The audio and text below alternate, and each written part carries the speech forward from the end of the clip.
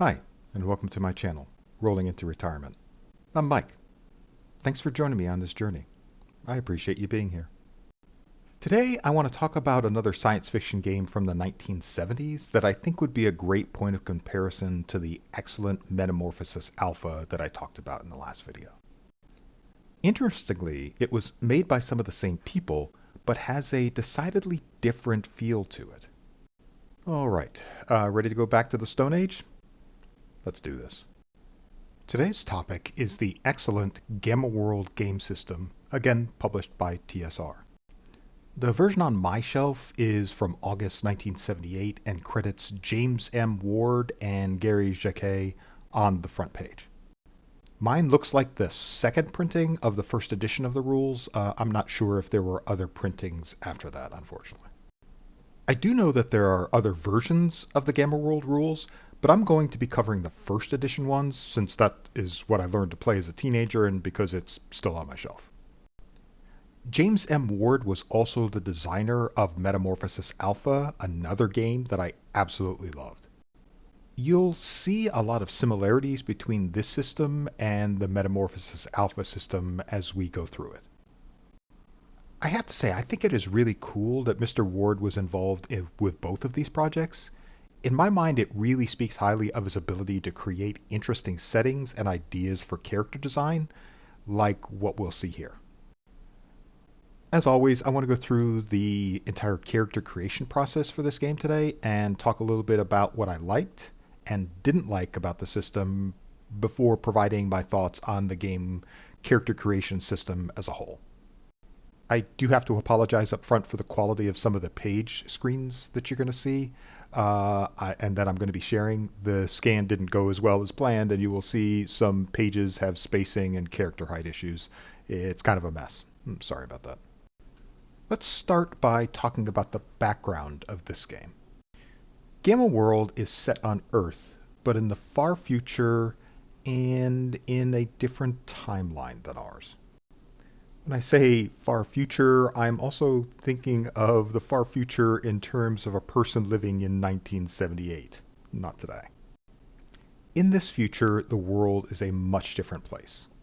Think of it as an alternate timeline, similar to what you might see in Fallout before Fallout was even a thing. In the Gamma World timeline, by the early 2300s, the world was beset by a whole series of issues created by humans who are alive at that time. I won't go into too much detail on these issues since they can easily be modified by the DM/GM running the game. But it is important to know that the years before the collapse of civilization were known simply as the Shadow Years. I like the fact that the history provided by the game is left intentionally vague in some ways. It makes the known history of the world seem more like mere fragments of the real picture. I think it allows for a lot of creative flexibility by the DM or GM. In any case, during the Shadow Years, a group called the Apocalypse set about a chain reaction of attack and reprisal around the year 2322 that led to the complete destruction of civilization. Cities evaporated in clouds of radioactive dust, and the whole world was sent back to the Stone Age in a blaze of destruction. The location of the base, or possibly bases, that the Apocalypse operated from has earned almost mythic status and represents to the survivors of this world the chance for ultimate power and possibly violent death. Power is everything in the Gamma World setting. The locations of those bases also acts like a sort of central theme to push forward exploration of the area around where the characters live, and ultimately serves as a source of power and prestige that the player characters are encouraged to seek out and take for themselves. I can tell you as a player, this was a pretty huge draw for me. As a DM, though, this was a great way to get people to explore places that they would have gone within 50 miles of in real life. I like that. In the time period after the destruction of civilization, the remnants of humanity struggled to survive in a completely broken world. The nuclear radiation and other chemical and biological attacks created changes and mutations to all forms of life left on the planet. Many species went extinct outright during this time. Also, for the sake of brevity, I'm just going to say GW instead of Gamma World each time, although I know that might cause some confusion with the Warhammer crowd. I'll say Gamma World mostly when I'm trying to make a specific point about the game or want to call out something in it specifically. Now let's talk a little bit about the setting of this game. The players step into this game world around the year 2471, around 150 years after the complete destruction of the world that was. The player characters must now take the stage to help their tribe or clan survive and flourish in a very hostile and broken world. Humans, humanoids, mutated creatures, and even mutated plants now inhabit the world that they live in. The populations have been reduced to small, isolated pockets with minimum technology or understanding of their surroundings or even what the past was. Everything that the people of the 2300s knew about their world has long been forgotten and needs to be rediscovered.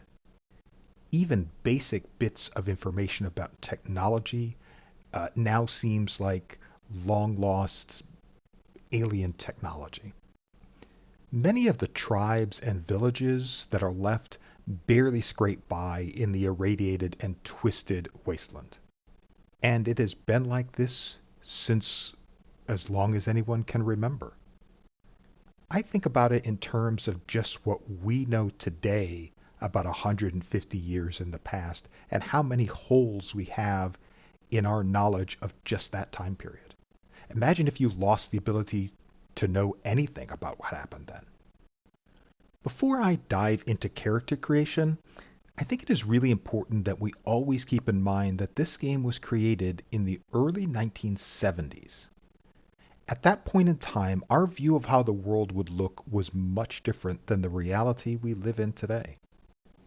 It was this weird mix of fascination with technology mixed in with the fear of nuclear annihilation. Many of us that lived through the 1970s and 1980s well remember the fear in the back of our minds of when the Cold War might turn hot. It was an odd time to be alive.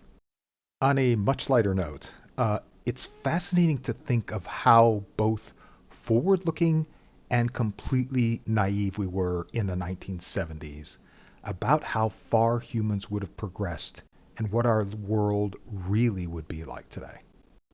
I'm going to leave some links to articles by MSN, USA Today, and the BBC that provide some small hints about what those of us alive in the 1970s were thinking the world would be like today. It's kind of a trip.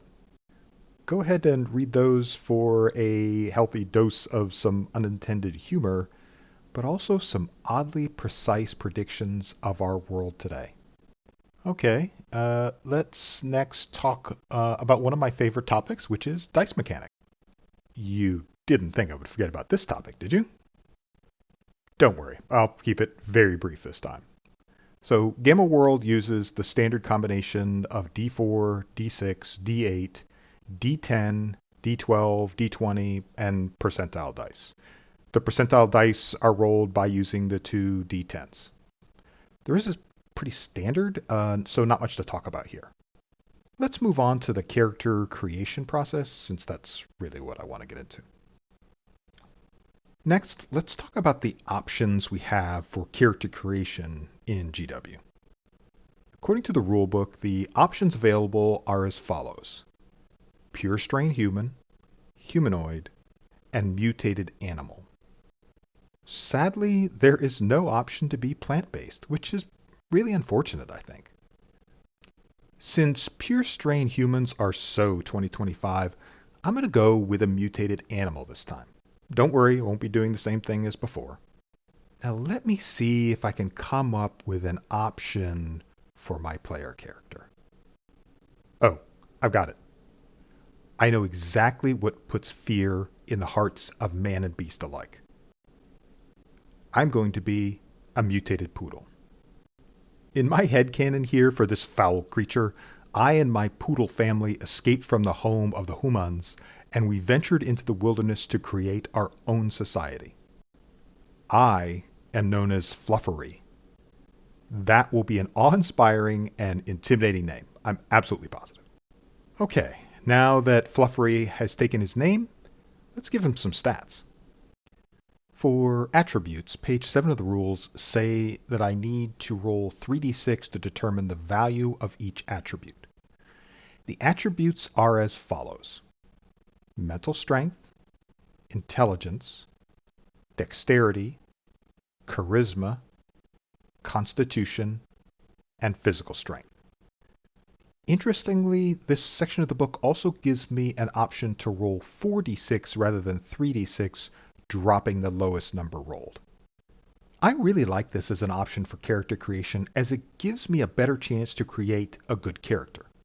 I know I won't need any help due to my excellent die rolling skills, but in the interest of science, I'm going to be taking this option. That's the only reason. Really. Stop looking at me like that. In order to distract you, let's roll out our characteristics and see what happens. For mental strength, I roll a 5, 6, 3, and 1. I drop the 1, so it gives me a 14. Nice, that's a good start. For intelligence, I roll a 4, a 6, a 5, and a 5. I drop the 4, so it gives me a 16. All right, that's really good. For dexterity, I roll a 6, a 2, a 1, and a 3. I drop the 1, so it gives me an 11. That's okay, I guess. For charisma, I roll a 2, a 5, a 2, and a 3. I drop one of the 2s that I rolled, so it gives me a 10. Again, meh. For constitution, I roll a 5, a 1, a 2, and a 1. I drop one of the 1s, so it gives me an 8. Ugh, that hurts. For physical strength, I roll a 6, a 2, a 6, and another 2. I drop one of the 2s, so it gives me a 14. That's a good recovery for physical strength. Before we go too much further, let's figure out what each of these stats actually do. So for mental strength, the book indicates that this attribute deals with the character's ability to control, both offensively and defensively, psionic energies and powers. Oh, that's interesting. It says here, in cases where a being has no mental mutations, such as a pure strain human, the mental strength rating is used simply for defense during mental attacks. Characters with mental mutations use this rating for both offense and defense. And there's a note here that says that mental strength increases with use, which is really interesting. For intelligence, the book says that the intelligence rating is a gauge of the character's intellect, wit, logic, and reasoning powers. This is important when operating artifacts, which are basically the ancient technology that was used during the Shadow Years. During artifact use, a character gets to subtract a point from a die roll if they have an intelligence value over 15. That means that my character automatically will get a -1 to any die roll for artifact use. I want to more fully cover artifact use in a different video, since it is such a cool and unique aspect of this game that has been copied but never outdone. Let's just say that artifact use in this game needs its own set of flowcharts. I mean, the cool thing for me is that there are actually different charts depending on what type of artifact you're trying to use. Screw it. I'm going to put up the flowcharts, as I just need to say something about it or my brain will seep out my ears. These are images of the flowcharts from page 32. But it'll take me a bit of time to break down what the heck this is trying to tell you. That's why I wanted to do it in a different video. If you wanted to stop the video and just kind of look through all of the different options and how things can go horribly wrong, I'd encourage you to do that. Anyone that has run the Great D&D module S3 Expedition to the Barrier Peaks will likely instantly recognize this flowchart. The one from S3 is obviously a stripped down version of this chunky masterpiece. To be honest though, I like this one better. In my brain, it much better simulates the trial and error process and the potential deadliness of messing with things that you just don't understand. Also, I really like the little skull icons that tells you something went horribly wrong. That is so freaking cool. Okay, back on track here. Dexterity is described as the speed at which the character functions, their agility, and reaction time in various situations. I like that this game is again using dexterity as the basis for turn order.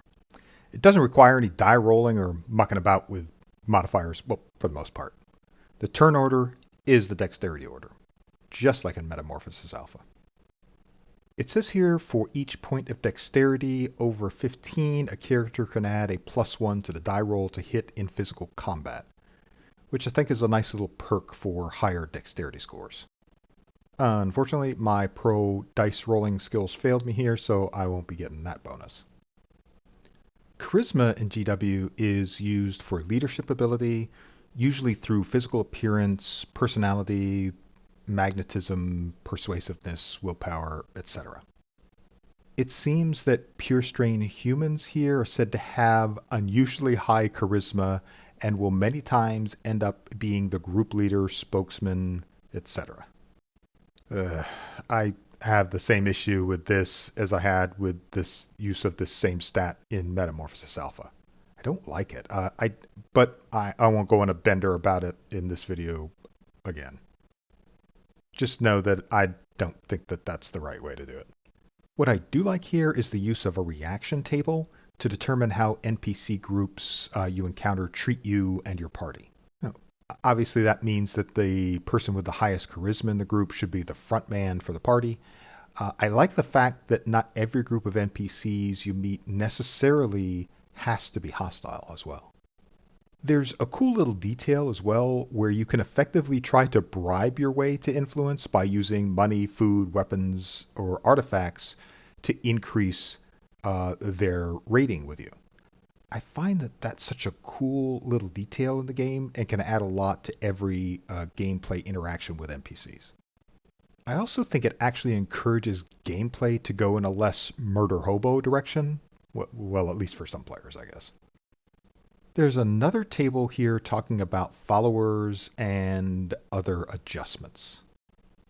Since my charisma is just a 10, I get a maximum of 4 followers, normal morale adjustments, and normal reaction adjustments.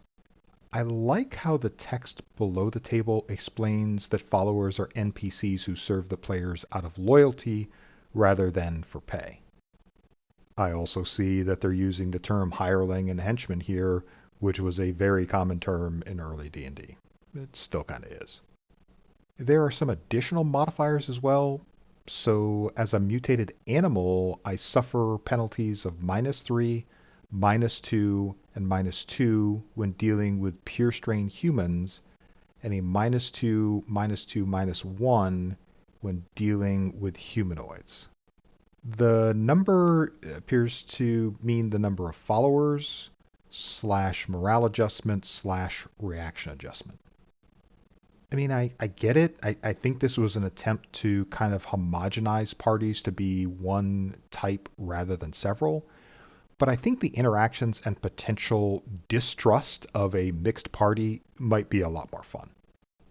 But come on, everybody knows that I'll be the leader, right? I mean, how can you not love this face? Constitution gauges the amount of physical damage a character can withstand. This damage can be from wounds, poison, radiation, etc. Oddly, I don't understand the decision for this rating not being able to change, or in fact this rating and strength not being able to change. I talked a little bit about this issue during my Metamorphosis Alpha character creation, so I'm not going to revisit it here. But I'd just say again that I really don't like this restriction. I don't see any reason why Constitution shouldn't be able to rise slowly over time. Anyway, Constitution is used to directly identify the number of hit points the character has. The player rolls a number of d6 equal to the trait value. Of course, I roll an anemic 8d6 here. Awesome. Ugh. Another gimped character that will die due to a strong gust of wind.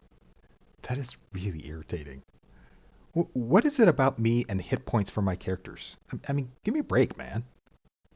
Okay, enough whining. Let's just get this pain over with. I roll 8d6 and get the following. 2 plus 3 plus 3 plus 6 plus 6 plus 4 plus 5 plus 2 equals 31 points. I gotta say, that's super weak. I really don't like that at all, but there is absolutely nothing I can do about it, so I'm gonna roll with it. Nothing I can do about it now. Just Serenity now, Serenity now. I need to change the subject here or I'll probably go off the rails. Constitution is also used to determine the character's ability to withstand poison and radiation. Super. That's not helping me change the subject. What I'll do is I'll just show you the tables for poisons and radiation from the other pages in the book so you can see what they look like. The tables are very similar to the ones in Metamorphosis Alpha, even down to the 20% chance of additional mutation rather than death due to radiation exposure. I won't really spend a lot of time on this particular aspect. I just wanted you to be able to see this as a point of reference and to understand that there is a lot of similarity here with the same tables in Metamorphosis Alpha. Last but not least is physical strength.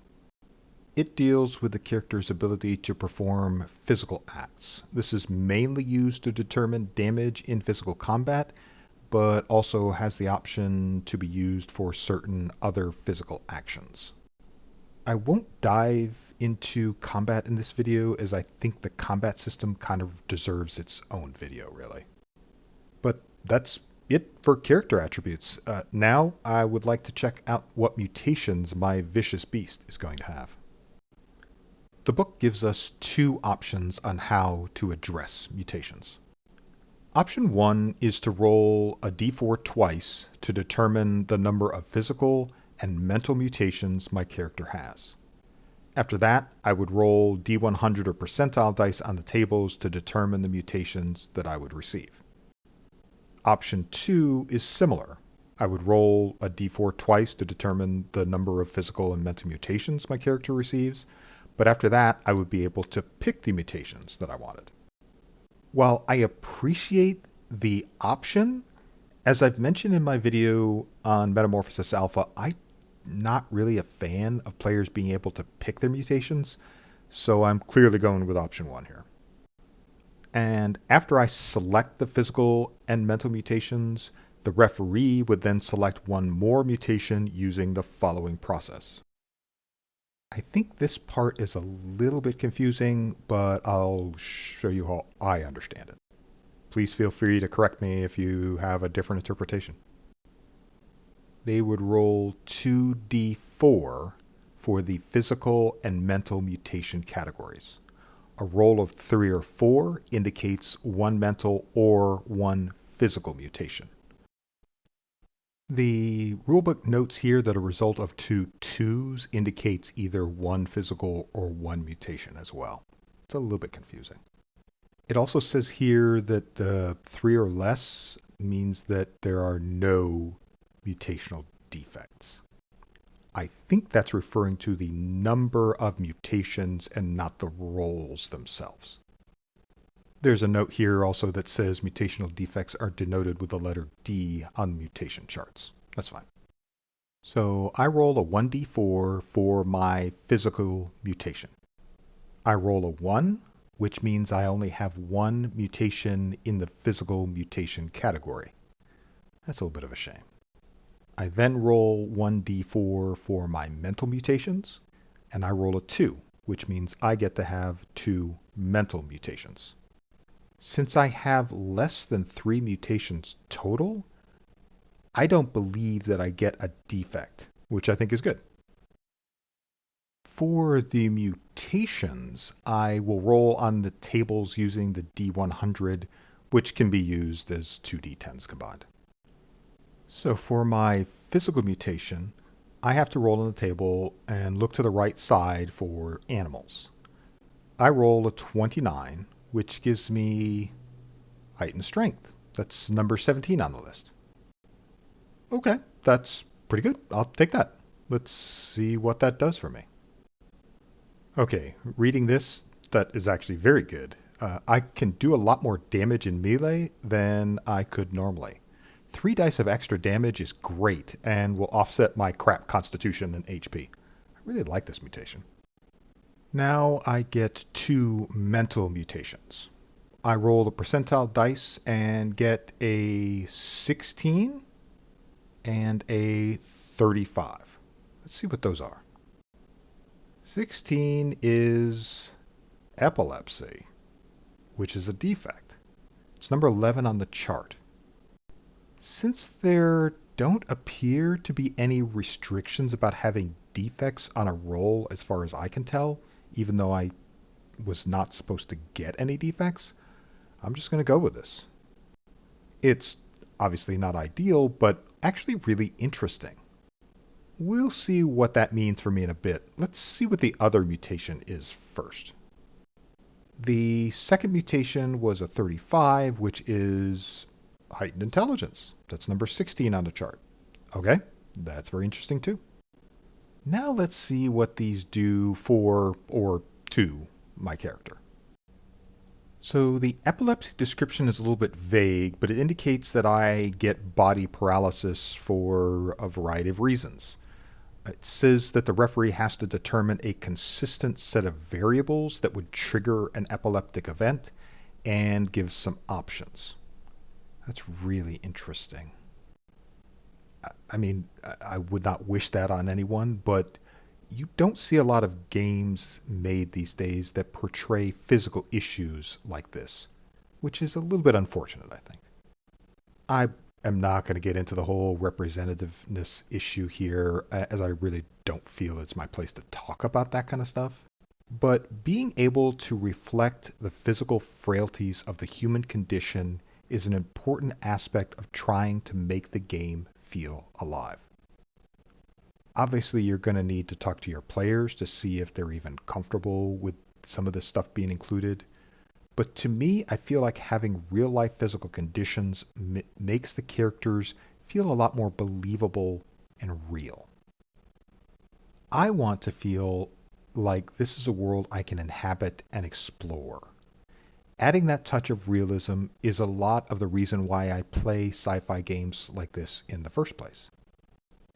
Okay, so now let's see what heightened intelligence does for me. Oh, hell yes. This is exactly what I wanted. This adds 4 points to my mental resistance, which is freaking amazing. Since I already rolled a 16, I actually cap out at the max of 18. But that's fine. I really like this mutation as it really helps me against psionic attacks. And as an added bonus, I get a -2 to all artifact use rolls. That's huge. It means I have a greater than even chance not to disintegrate myself or kill myself with a fusion grenade. I will take that all day long. So that's pretty much it for the character creation process. I think it went well considering my past struggles. Now I want to bring this in for a landing by talking about what I liked, what I didn't like, and also maybe, well, I will take a short detour into what might have been before I wrap this up. Now, obviously, I'm a fan of this game, or I wouldn't still have it on my shelf all these years later. But there are some things that really stand out to me about this game that I wanted to talk about. First off is the setting in general. I love the fact that this game builds off the world that we know right now. Only now it is in ruins. In fact, that is actually fascinating to me. Not that I want the world to be in ruins, but it's really interesting to me from an RPG standpoint that you can take any city, any town, any natural park, any point on the map, and turn it into the world that your characters inhabit in this game. To me, that is such a cool connection to our real world. As an example, I'm going to show you the setting for the adventure module GW2 Famine in Fargo. Here's the map. Now, go to Google Maps or whatever map you use and look at images of the Fargo, North Dakota area and see if you can spot how the names for the rivers here came about. You can literally do this with any place on the globe that you want to set your game. Just get a map, change a few place names, and voila, you have a Gamma World area ready to be explored. As one of the art challenged, I can tell you that was huge for me. I found the ability to use any place on the map to be such a big draw for me, as I was always a bit of a map nerd growing up anyway. Well, what am I saying? I'm still a map nerd. This totally fed into my love of maps and my interest about exploring new places. This is cool. In a lot of ways, I thought of this as the world that was left after the events of Game Designer's Workshop RPG Twilight 2000. If anyone has played or refereed that, hopefully you can see that connection too. Next has got to be the list of mutations that are available. To me, the list is a combination of the fantastical and out there combined with variations that are believable. I really like the combination of these two elements in the mutations. I do see a lot of duplication of the mutations that I saw in Metamorphosis Alpha, but that's fine with me. It also isn't too surprising because of the design team involved. I'm going to go off tangent here before I get to the things that I didn't like. I know you're surprised that I am getting off task like this, but I have to do it.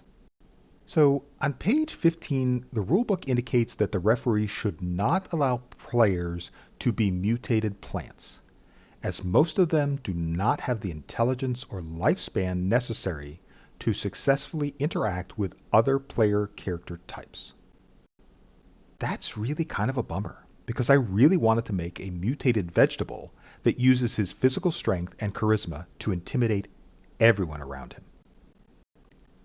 I would have called him Anger Spud.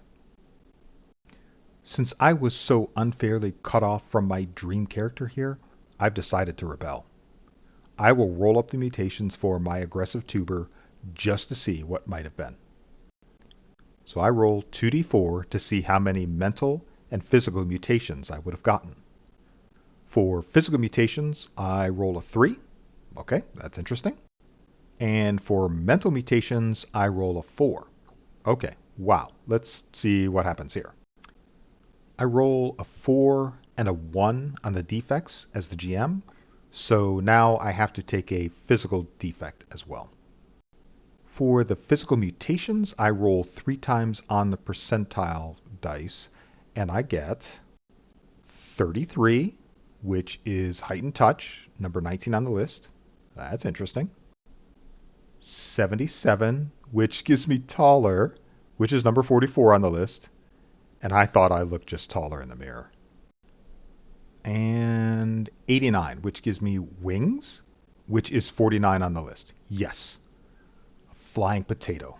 Fear me, mortals. For my mental mutations, I roll 4 times on the percentile dice, and I get 91, which is 49 on the list, and that is will force. I roll a 100, which basically allows me to pick any mutation. I'm going to go with number 36 on the list, which is radar and sonar. I think this is a cool addition and totally not something a potato should have. And I roll a 77, which is pyrokinesis, which is number 35 on the list. That's interesting.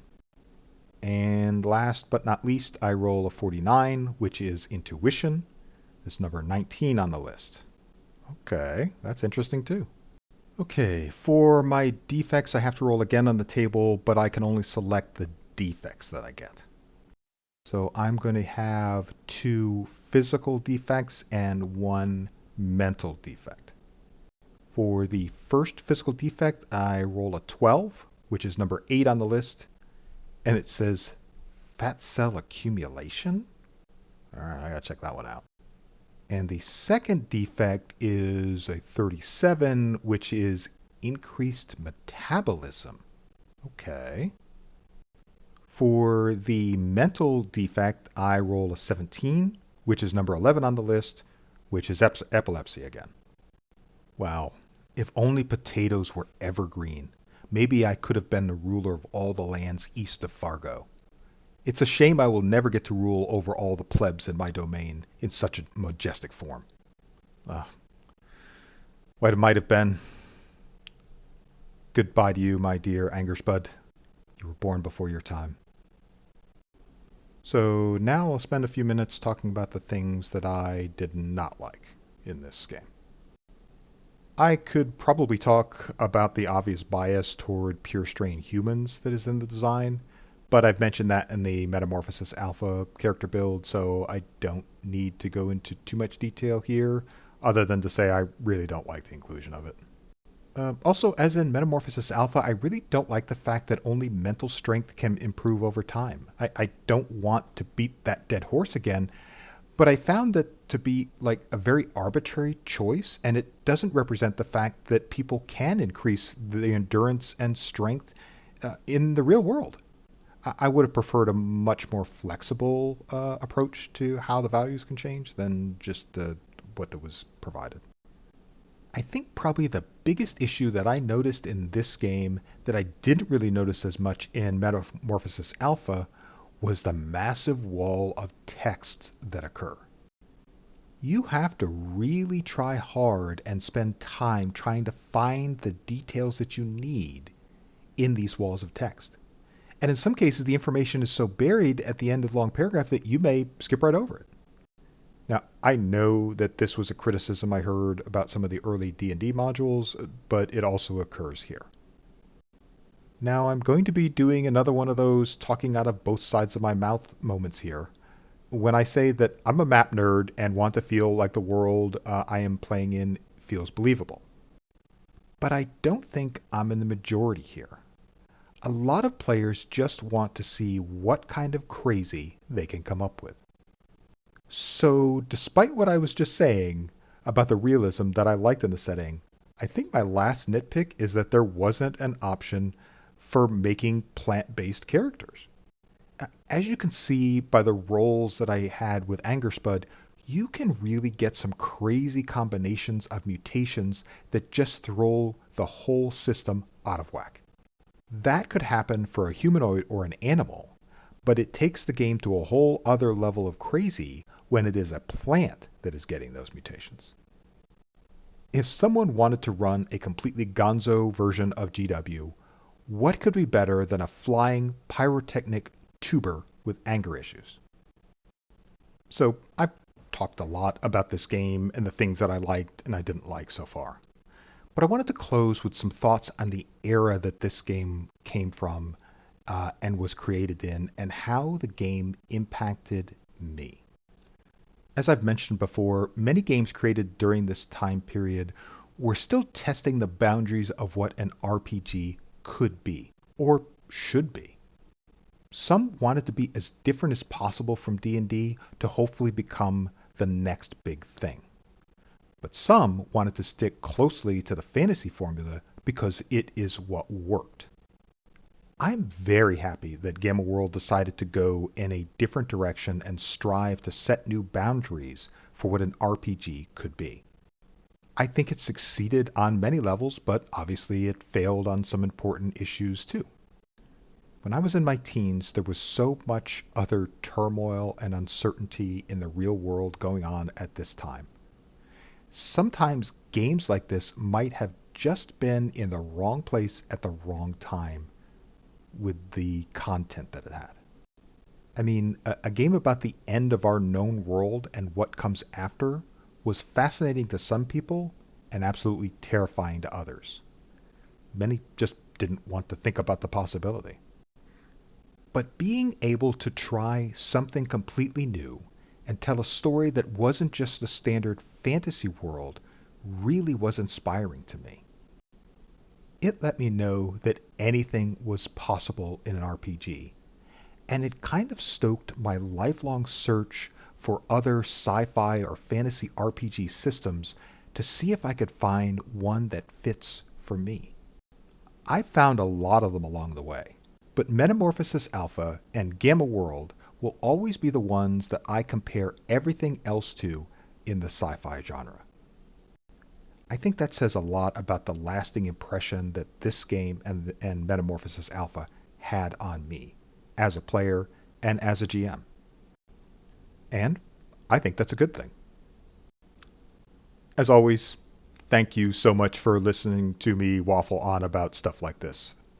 I hope you enjoyed your trip down the road of discovery or rediscovery of this fantastic RPG with me. I truly appreciate you being here. I hope you have a great rest of your week. Thank you, and take care.